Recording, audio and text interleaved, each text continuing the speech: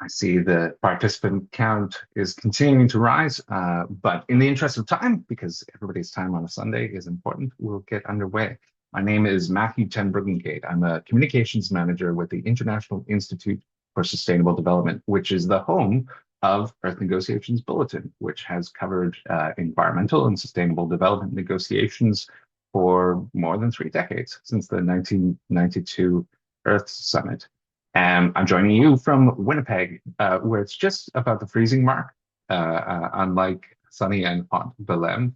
ISD's headquarters in Winnipeg are situated on Treaty 1 territory, the ancestral lands of the Anishinaabe, Innu, Anishinaabe, Dene, and Dakota nations, and the homeland of the Red River Métis nations. And we recognize the treaties.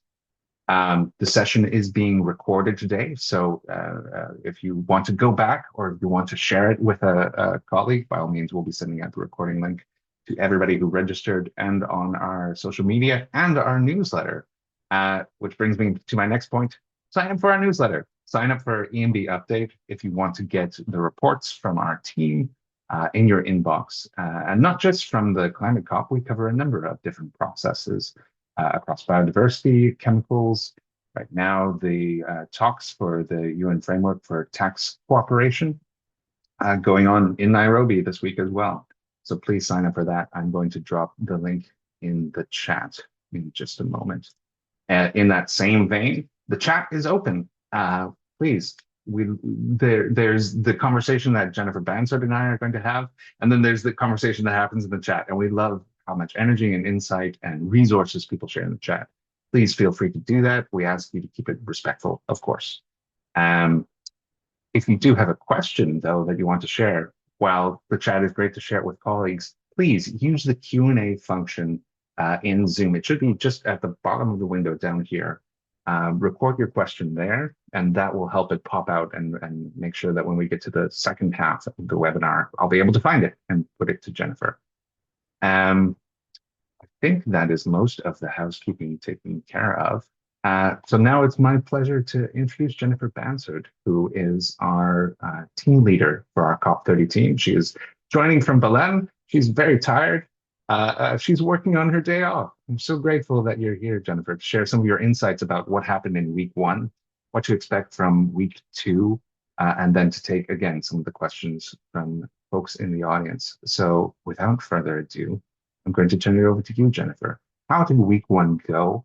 What stood out to you most in terms of where there's been progress, in terms of where there's been obstacles? Yeah, thanks for the introduction, Matt, and thanks everybody for joining. Looking at week 1, I think the first thing that stood out is that we had agreement really quickly on launching the substantive negotiations. So for those of you who are maybe not in all of the detailed weeds of the process, in the weeks leading up to the conference, a number of countries and groups of countries had proposed issues that they want to see addressed in the negotiations. And some of those are rather contentious, so not everybody was agreeing that this should be a matter of discussions here. And that's something that could have actually held off the start of the negotiations, because everybody has to agree on the list of issues, the agenda items that will be addressed. And so coming in, we had quite a lot of worries that we would arrive in Belém and then find that there's no agreement on what should be the list of issues to be addressed, and that we sort of sit around for a long time while political decision makers try to broker an agreement on that. In the end, there was really swift agreement. So the COP presidency of Brazil managed to reach a compromise with the different countries to launch the negotiations on the list of issues that everybody was fine discussing, and then holding presidency consultations on these other matters.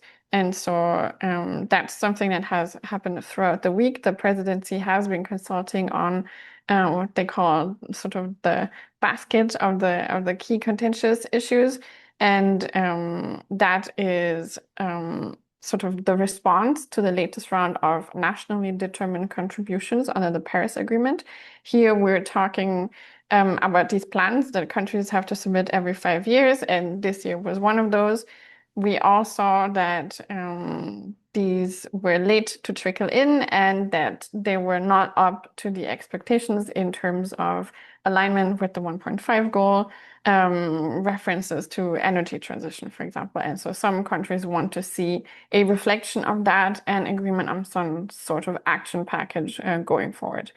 Hand in hand with that goes the reference to the biennial transparency reports, which also gives an indication of where countries are at in terms of implementation.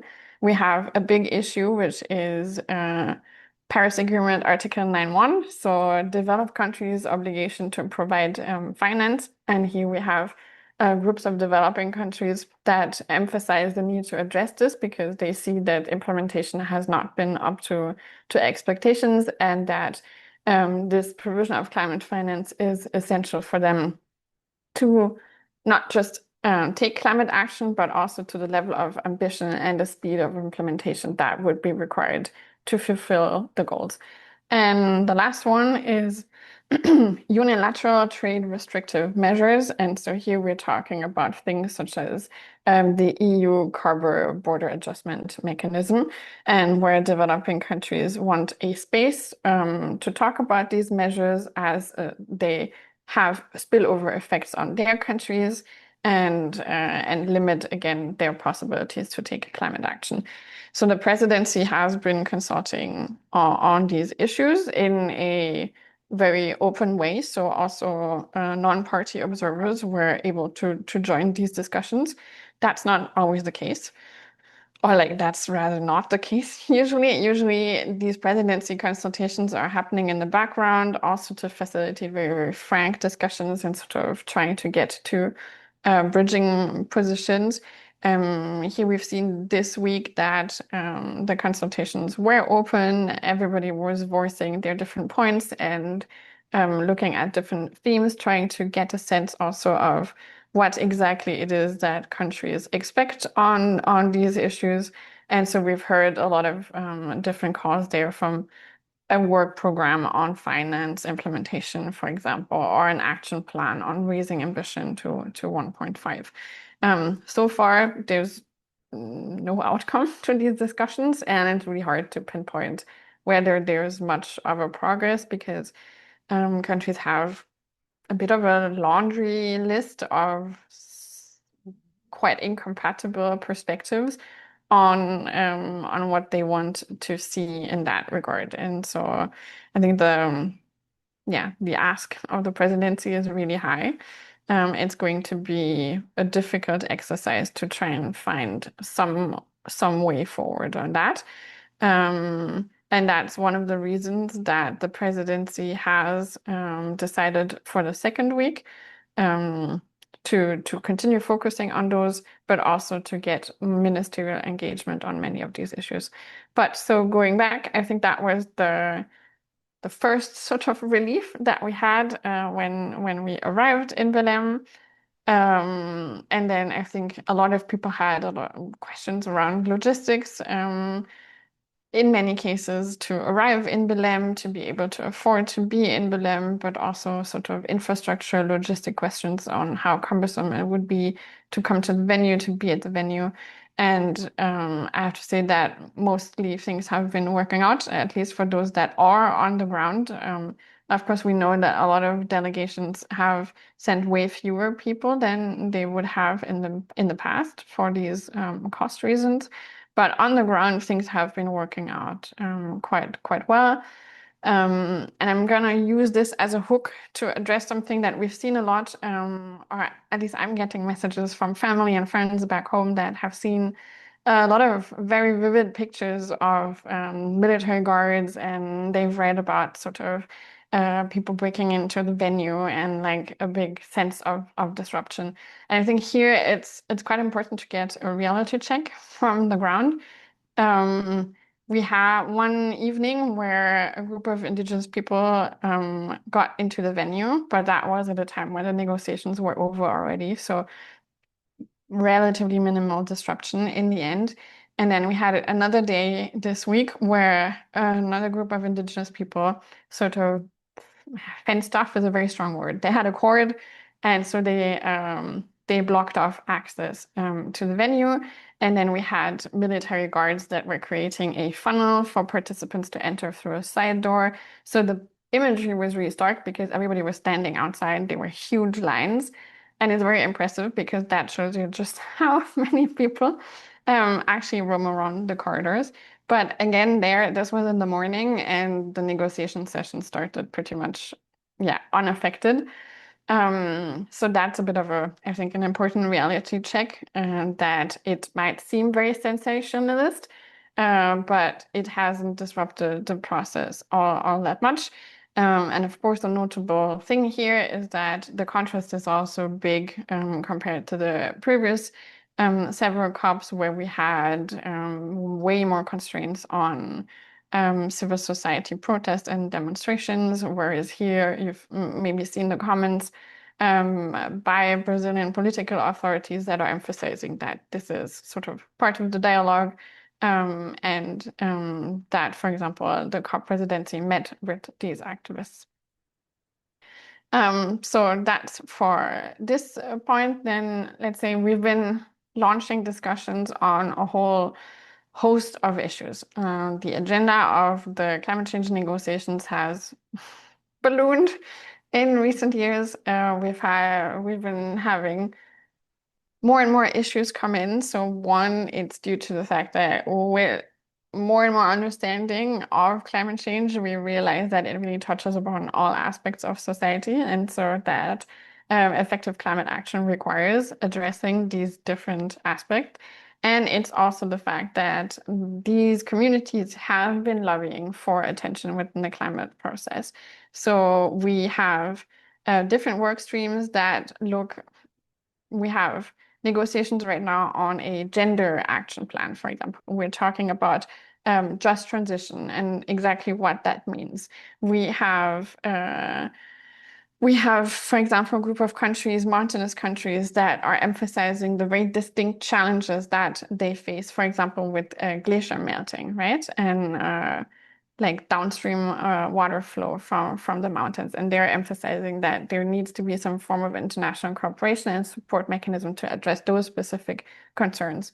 In that session, actually, we had a youth representative who reminded delegates that they succeeded in having an expert dialogue a while back on children and climate change, but that there hasn't been a follow-up to that.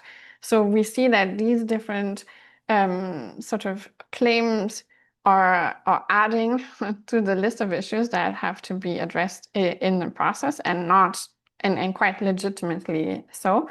But it means that everybody is stretched quite thin. We ourselves, with the Earth Negotiations Bulletin, we are a rather small team, and so we have to see at every time who goes cover what session to try and get a good overview of what's happening. But so we are running between negotiation rooms, and everybody else is also running from back-to-back sessions addressing different different issues.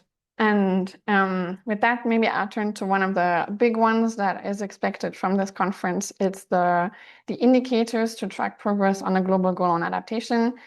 That's been in the works for a really long time. And in the last 2 years, we've had these feedback loops between experts that were trying to narrow down a set of indicators to measure progress, and parties giving feedback on what they see as also feasible in terms of, data availability, their own capacity, the national statistics offices, this sort of thing. The indicators on the so-called GGA are sort of the big expectations from the COP. But in the negotiations this week, that became less clear.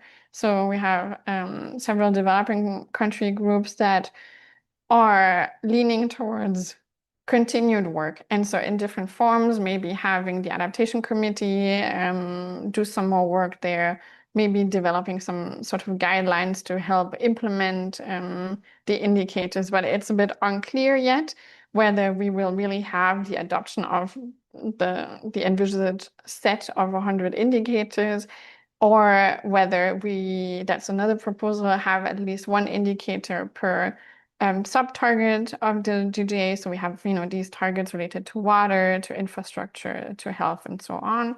and with some sort of follow-up work. So that's a thing that has taken a bit of an unexpected turn, because I think going into the negotiations, we knew that there was a lot of contention around the indicators tracking means of implementation.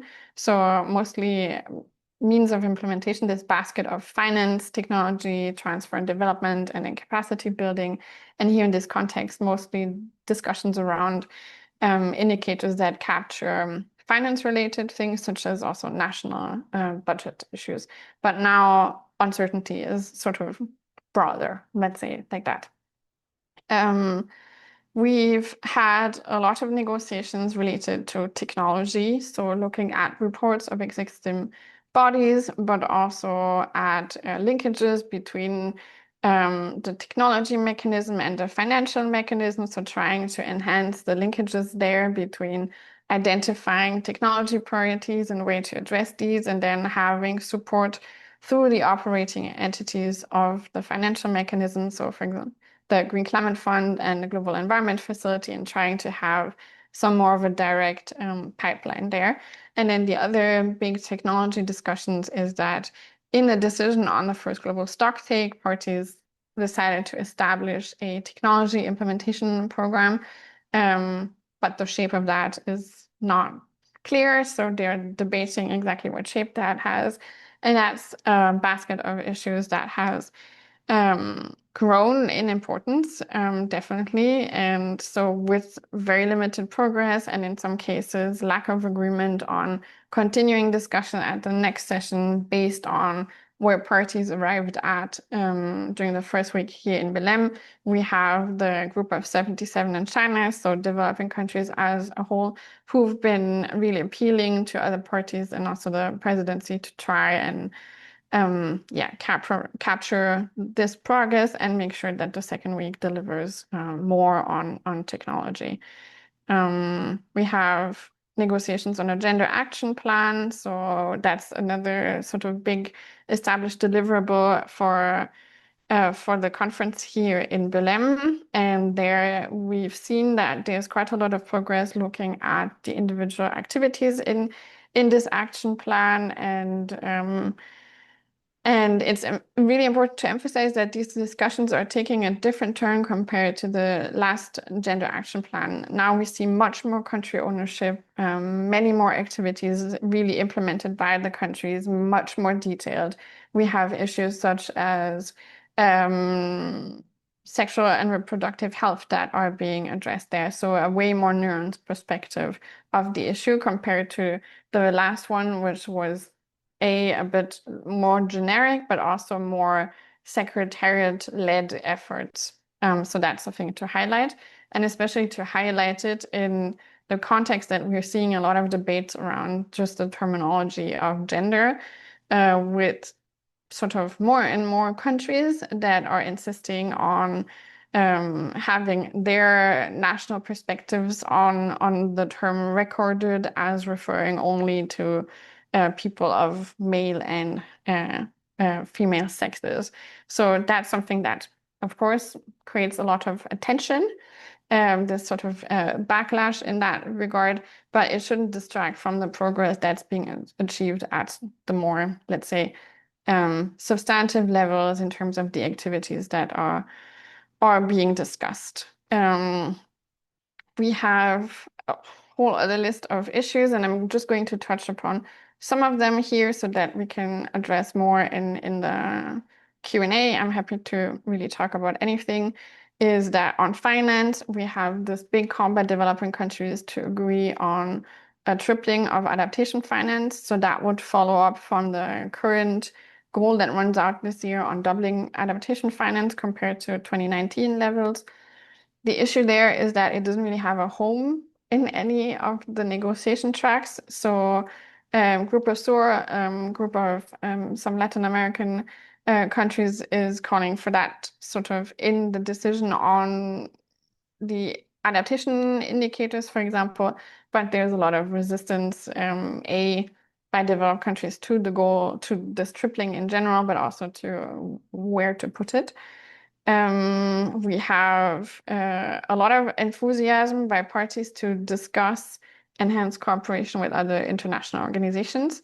So in the past, that would be not a discussion. Basically, the Climate Secretariat presents a report, says, two or three things about it, and then parties take note, and that's it. In the context of budgetary cuts, UN reform decisions, dissatisfaction with sort of the effectiveness of where we're at, parties are calling for more substantive engagement there, and so now they are addressing this here in Belém, and with many, for example, pointing to enhance cooperation with the other two Rio conventions, so on biodiversity and desertification. Mitigation, we have the mitigation work program that's been, big problem child, with lots of disagreements on, is that program up to expectations? And most countries agree it's not. And then a lot of resistance by, for example, the Arab group or the like-minded developing countries who are very wary of anything that would sort of lead to new goals, or and that holds true across agenda item, any sort of renegotiation of the Paris Agreement architecture. So we see the same tension in the discussions on the mitigation work program that we see in the discussions on an annual dialogue on how the global stocktake informs the preparation of NDCs, where these countries want to see the dialogue end, and others are hoping to continue the annual dialogue as it was mandated, but also then they're still debating how to flesh out a dialogue on the implementation of the global stocktake outcomes. And there again, we see debates on finance. So is this dialogue there to sort of assess collective progress and support in that regard, or is it focused on finance to support developing countries in implementing the global stocktake outcome?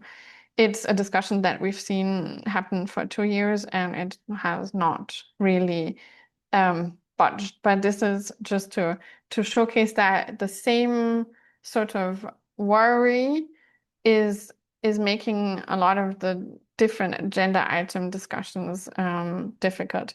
There is broad agreement that the NDCs and current action is not up to the task, but there's a lot of disagreement on how to go about addressing that. And a key ask is that developed countries step up their provision of finance, which we know is not meeting the levels of the needs that have been assessed in the context of the climate process as well. And so there's a lot of tension around that, and around sort of top-down approaches versus the Paris Agreement's approach, where each country presents their nationally determined plans, right? And so that's across agenda items. It also relates, for example, to the question on just transition. So looking at the speed, also at which countries embark on this transition, with clarity that this is at different speeds, with developed countries taking the leads, many calling on major economies in general to step up, major economies and / major emitters goes hand in hand quite often. And here we're hearing calls about exactly what to expect from these just transition discussions. Should it be a mechanism with some form of international support component? Should it be some form of action plan, which is time-bound and more focused on exchanging lessons learned about sort of domestic implementation of just transition-related measures? One thing that is notable in those discussions is that there's now more attention for mining. So sort of looking at minerals that would be needed for renewable energy deployment, and then making sure that in the context of a just transition towards low greenhouse gas and climate resilient development, that you don't create or you mitigate unintended negative consequences. And there, indigenous people have been very vocal in terms of emphasizing their rights, especially free, prior, and informed consent, because in the event that these minerals are found on indigenous territory, there's the risk that these communities would be evicted, that their land suffers environmental spillover effects from the mining. So that's an issue that has been receiving more attention, also with some countries supporting that. And that leads me, I think, to the last point that I would emphasize, the question of deforestation. Many of you might be wondering what's up with that. I mean, after we are here in the Amazon, because the Brazilian President Lula and in general the Brazilian presidency wanted to use this opportunity to draw attention to the Amazon, which is this very critical ecosystem for the world's climate system. And here it's a bit of a question also what would be the big forest related outcome. And so far, we don't really know. So this mitigation work program had a dialogue that was related to forest. And so that's sort of like a one itty bitty place where you could elevate key messages on forests. In terms of prominence, it doesn't really match the ambition to make this a big outcome. But yesterday we heard the Coalition for Rainforest Nations saying that they were preparing some text to really address the issue of deforestation. Yeah, and then now looking at the second week, yeah, it's difficult. I mean, the subsidiary bodies closed. They managed to adopt some decisions. They managed to forward some draft text to the governing bodies. And so now that the issues that were just on their own agenda, like, for example, research, which also was met with quite a lot of unhappiness or out of the way, that frees up some capacity for discussions to continue on these other issues. But the task is big, right? So the texts that were forwarded from the first to the second week are full of brackets, and on a lot of issues, positions are really far apart. So we'll see. The approach for the second week is sort of three tracks. One, the presidency appointed a bunch of ministers to co-facilitate discussions on issues that would need political guidance, and the list is really long this year. So we have on the global stocktake, the global goal on adaptation, on finance, just transition, mitigation, technology, and also on gender. So a lot of different ministers will be busy trying to broker political our progress at the political level in this regard, and then negotiations on other issues, and some aspects of these issues are going to continue at the technical level, and the presidency is going to continue their consultations on the sort of four baskets of big issues that were the compromise in the context of the agenda adoption. So as always, the rhythm of the second week is going to be very different from the rhythm of the first week, where in the first week you have like loads of sessions that are on the official negotiation schedule, and now you'll have a mix of things with a lot more background discussions happening, right? So with the ministers looking to talk to groups individually and then together and trying to facilitate some form of compromise. And then the presidency announced that they would have a multi-row. And so if you look at our reporting from the last several climate negotiations, every presidency has managed to find one word or one national custom of bringing people together and having a frank conversation. And so this year it's called the multi-row. And so that's supposed to convene sometime early next week. Yeah, we'll see about that. Yeah, and talking about the way ahead, maybe so we have now agreement in the African region on nominating Ethiopia as the host of COP32 in 27. So that still needs to be formally approved by the COP, which will happen next week. But we still don't have agreement on who will host the COP next year. So with Turkey and Australia maintaining their bid and no agreement in that regard. So we'll see. And that also came up again in these discussions on increasing the efficiency of the UNFCCC process, where expectations are high because everybody agrees that it's not going all that well, that on a human level, this process is really daunting, but also that the process, because of it, sort of tends to grind itself to a halt to some extent and doesn't deliver to expectations. And so it was a big step forward that parties in Bonn, so at the last June session, agreed to continue discussions on increased efficiency of the process here in Belém.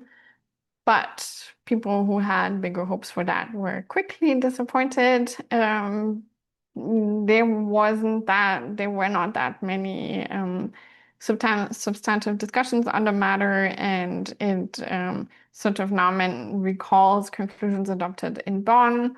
The one thing that we do see in there is a reference to a secretariat fact-finding mission. So now trying to ensure in some way that cities that are potential candidates for hosting a COP, that the secretary goes and conducts a fact-finding mission on logistics arrangement. How is that city really equipped to deal with the magnitude of the climate conference? But apart from that, we haven't seen like any big jumps forward in that sense. All right, I think that was a very quick run through the first week. Yeah, and I'm happy to address anything else you may want to talk about. That was an exceptionally quick run through of the first week, which has been a long week for Jennifer. Colleagues, thank you so much for joining us. Please use the Q&A function to share your questions down at the screen. I'm seeing a number in there. I neglected to say at the beginning of the webinar, we're a very wide group today. So some of us are coming with a lot of in-depth knowledge, right into the weeds with some particular issues. I see those Article 6 questions out there. So we will try and get into the weeds and answer some of those very specific questions. For those of you who have more general knowledge or may be new to the COP process, just hang tight while we get into the weeds, and I promise we will zoom back out to a 30,000-foot view.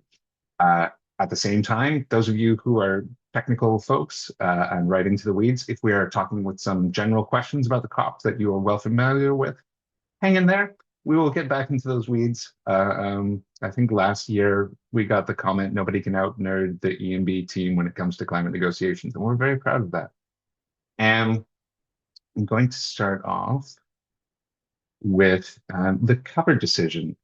Do you think there will be a cover decision, and can you explain why that is or isn't important? Yeah, so the cover decision is a term for a decision that is not mandated in the negotiations, right? So for those less familiar with the process, we have all these individual issues on the agenda, and each is supposed to adopt a decision, but the mandate of what should be addressed under those is quite specific. And so in some of the past conferences, we've seen the presidency create a cover decision, which doesn't have a mandate, and so it becomes this home for whoever's pet issue. There's a lot of criticism against that because it distracts a bit political attention and negotiation capacity from the things that everybody agreed should be discussed and agreed. But also it became a home for launching some new issues. And so here we've heard debates back and forth about using such a cover decision to address, for example, the issues like a response to the NDCs that came out, or for example, having a big outcome on deforestation. Or I know that there's a lot of discussion on some countries call for a roadmap to transition away from fossil fuels, for example. So hopes that that could be placed in there.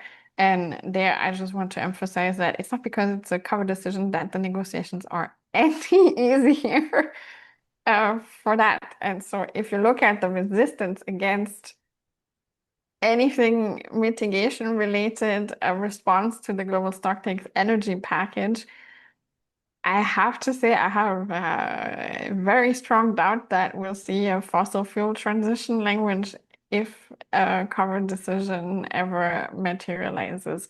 Yeah, and a covered decision could also serve to have some form of response to the presidency roadmap on the on not the tripling, on the 1.3 trillion in climate finance. So it could be a home for a lot of things, but with the emphasis on could, because parties would still need to agree to that. We'll see. Just expanding on that, at COP28, obviously we had that language around transitioning from fossil fuels that I believe was in the cover decision. That was very welcomed by a number of stakeholders. And then last year at COP29, there seemed to be, to me, and please correct me if you disagree, a pushback against that. And one of the questioners is curious, has there been any change in the tactics or the practices of, or the response, I suppose, to that language of countries whose economies are really dependent on fossil fuels or are driving from that? Or has it been kind of business as usual in terms of this resistance that you just noted to mitigation, to talking about moving away from fossil fuels? Yeah, so in Dubai at COP28, we didn't have a cover decision because a decision on the global stocktake was sort of a cover decision. It was about taking stock of implementation of the Paris Agreement. So it was so wide anyway that it served exactly with the same function. And that's how things got catapulted in there as well.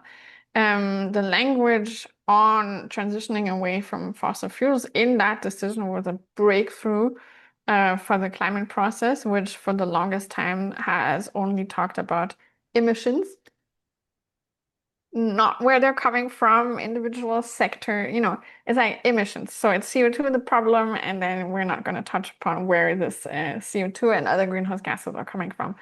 And so the decision was a huge step forward from the perspective of a stable climate.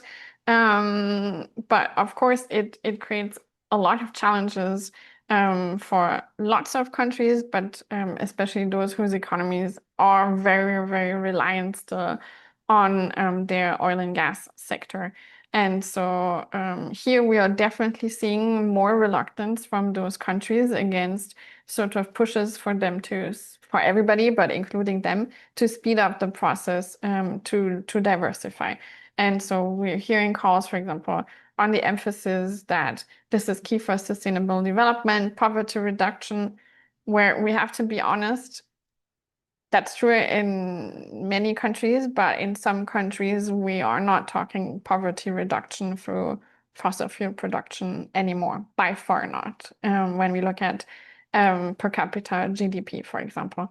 But we have way more discussions and reluctance in that regard, and also more discussions or more calls for addressing things such as carbon capture and storage, which would be in this connection, or also talks about recognizing transitional fuels.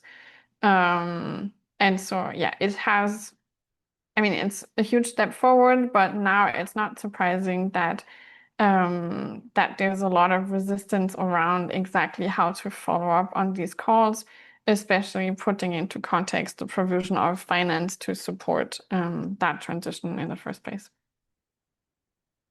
I'm going to talk about something that was referenced in yesterday's report from the end of the SBs, and it's the IPCC. And we have somebody in the comments asking to characterize the difficulty on agreeing to accept the IPCC reports, which itself is a process that we cover. And I'll drop the link into our latest summary report from IPCC 63. But if you want to characterize where that discussion is at, and if there's any potential for moving ahead with that, or if that's going to stay at loggerheads. Yeah. So here we have sort of typical at this point reluctance against referring to the IPCC as sort of the source for best available science and acknowledging its role in informing the work under the climate process. And so one legitimate point in that regard is sort of inclusivity within the IPCC process. So if you look at who contributed to past reports, there's a definite imbalance in authorship, and so developing countries have for a long time emphasized that. So who participates in these reports, but also sort of imbalances in data, right? We have more research done in developed countries, and so there's more fine-grained data there than on a lot of regions in Africa, for example. And so if you don't have the primary research, the IPCC can also not leverage that research that doesn't exist to provide more fine-grained assessments, right? And then the other aspect about sort of the assumptions that go into sort of assessments of future development and also emission pathways, where there's also disagreements about exactly what should be the foundational assumptions going into those models. That's a typical sort of debate in economics also, right? So there are legitimate points there, and the IPCC has been addressing a lot of those. But then the other aspect is that it's also a strategy, right? To just sort of resist positioning the IPCC as a worthy source, because then also you don't have to really address what the IPCC finds in terms of how urgent it is to take measures, or also advice on what measures can be taken. These negotiations concluded here in Belém, so that's done for. We'll see what comes of it. But yeah, this is really frustrating. In the closing plenary yesterday, a lot of countries were super frustrated with that, also in the context of President Lula calling this the cup of truth and sort of trying to stand up against climate denialism and emphasizing the importance of taking action on climate. And then maybe in that regard, one of the things that we've noticed here definitely is new or strengthened reluctance against referring just to the 1.5 goal, and instead calling for referencing the full Paris Agreement temperature goal. So 2 degrees and then pursuing efforts, towards 1.5 degrees. And there we've heard statements like, it's scientifically inaccurate to refer to 1.5 since we've already gone past. But there it's important to say that, a temporary 1-year blip or 1-month blip doesn't mean that global average temperature is yet there, even if we're getting closer there. So no, discussions on science are increasingly difficult.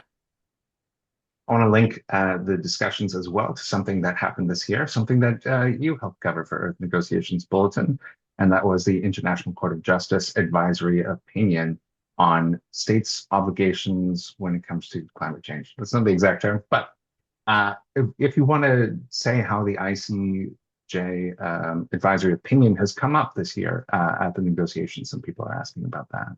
Yeah, so this reluctance to just having 1.5 mentioned is for sure informed by the ICJ's advisory opinion, because the court looked at how decisions were made since the adoption of the Paris Agreement, and seeing the combination of references in COP decisions to 1.5 in connection with best available science that clearly indicates that every increment of warning matters, and there's no safe levels.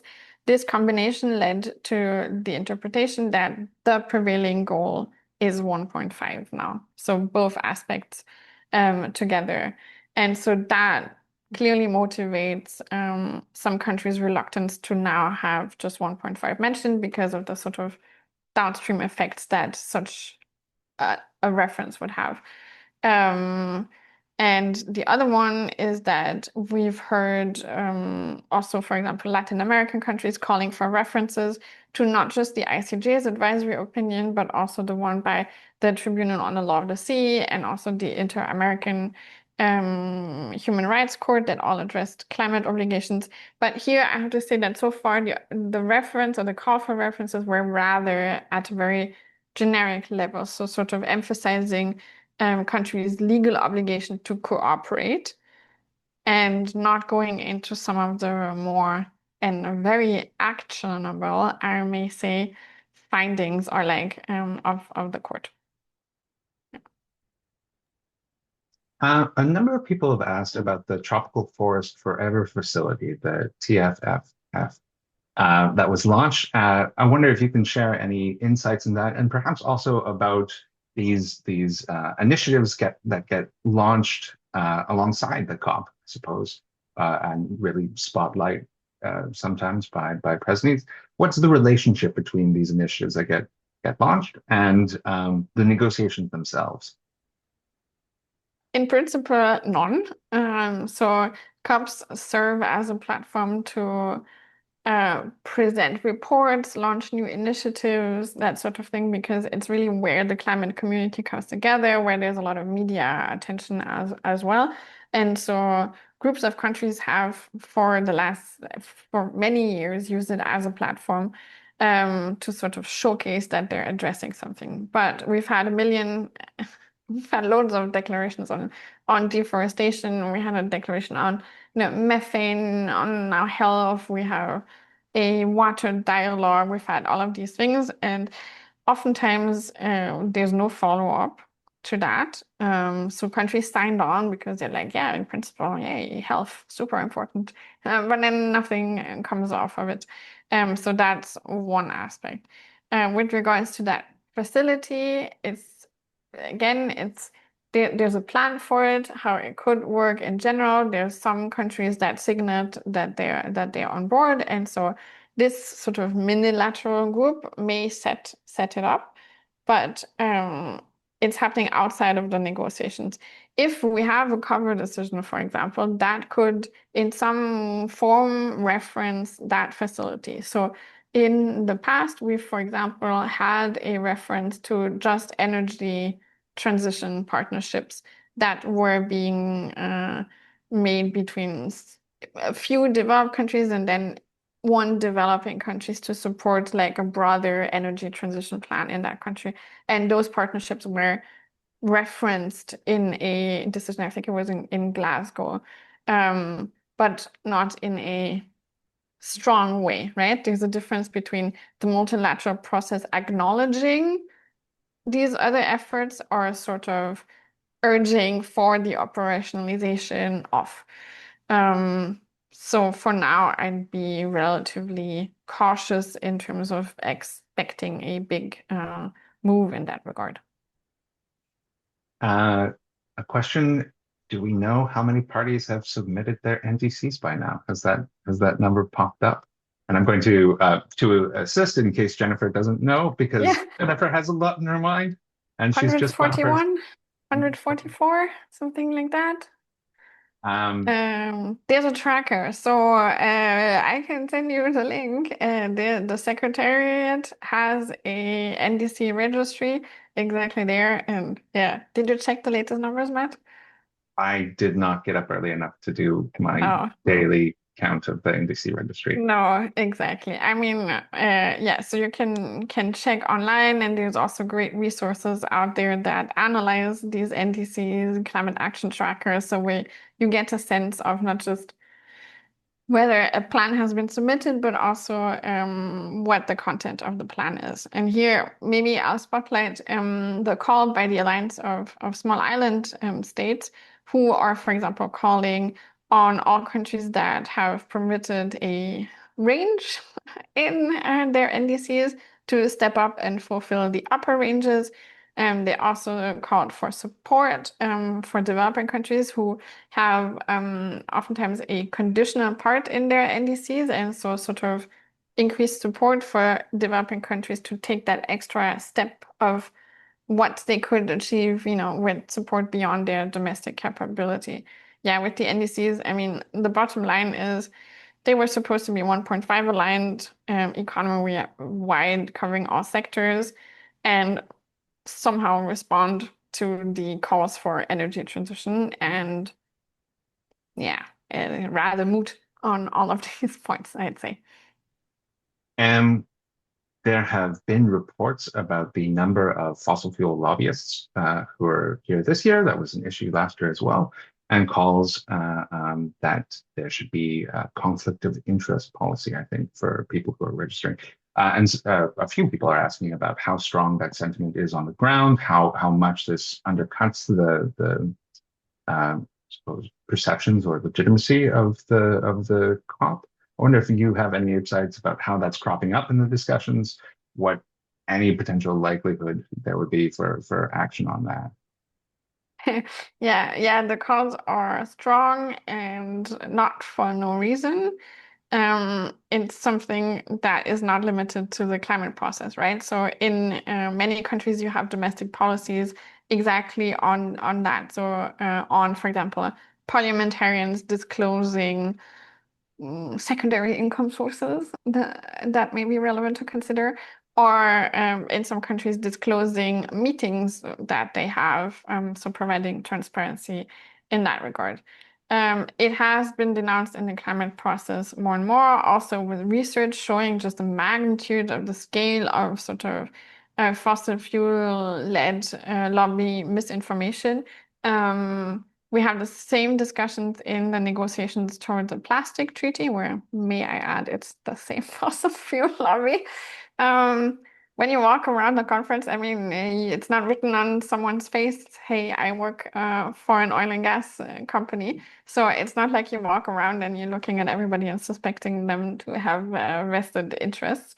But we do see the Secretariat has implemented enhanced sort of transparency measures with participants having to disclose, the organization and also who is funding their participation if it's another organization. So that is sort of the data source that even provides a first step of seeing the magnitude of the situation. But I don't see progress anytime soon towards sort of a banning of fossil fuel representatives. And here I just want to add a point that delegates from the Arab group made, I think, in the June session, saying, well, in their countries, their climate negotiators are often from a ministry of whatever energy and petroleum, Not, the same holds, I mean, in other countries, it's like environment and energy. And then they are emphasizing, well, if you ban people that have some, fossil fuel links, then their entire delegation would be off limits. So just for that reason, there will be no big jump in that regard, I think. We have just a few minutes left, and thank you. So there's so many great questions. I wish we had more time, but Jennifer deserves some time off on her day off.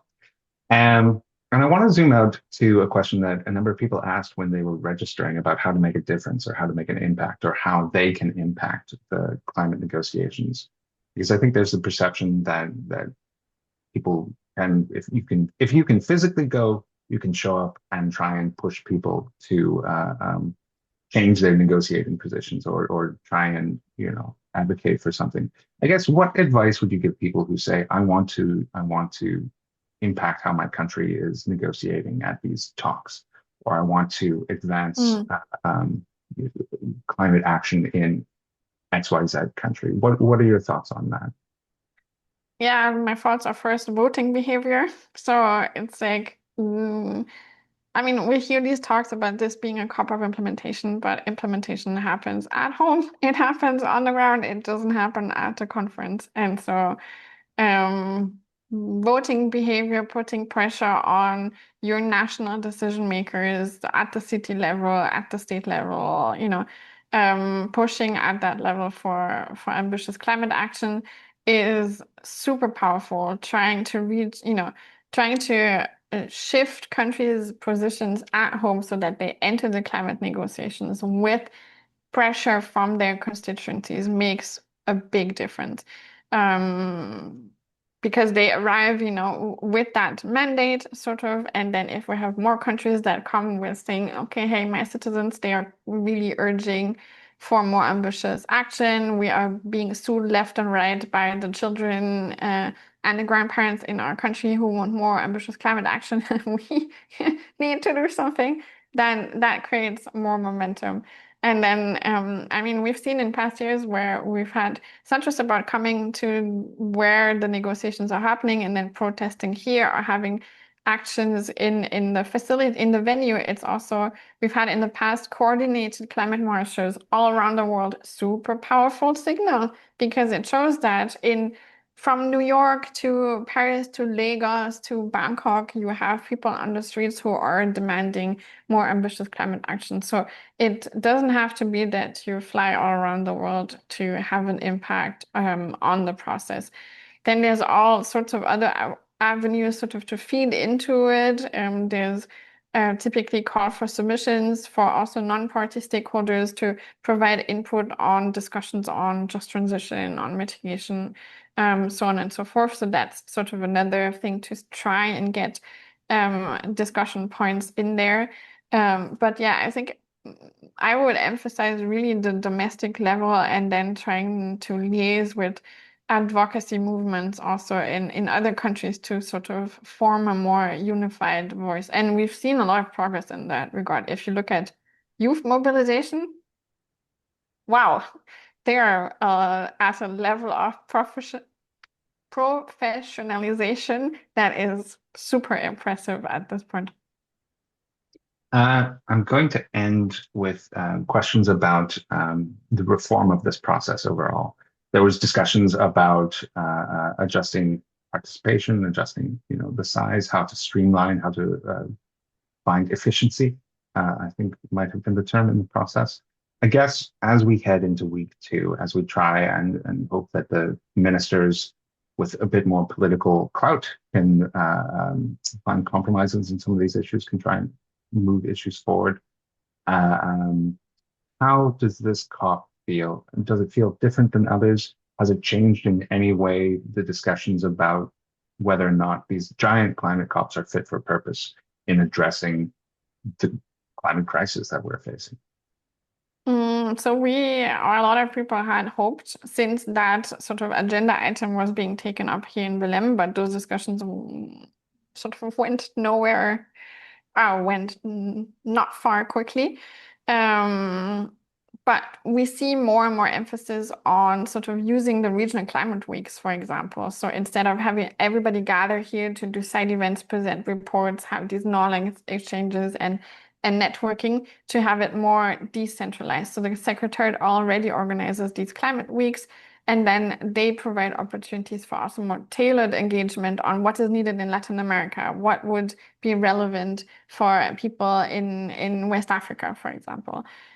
So there is some discussion on that, but there's no major reform calls. I mean, there's different groups of people and eminent advisory circles being asked to provide some input, but countries are overall very cautious against any big reform movements, also because they want to keep the party-driven approach to the process.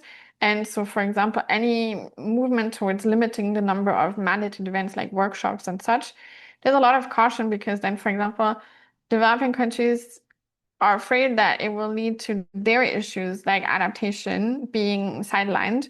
And then the countries that can afford to put more money on the table to have an event on whatever they want to see fit, then that creates imbalances.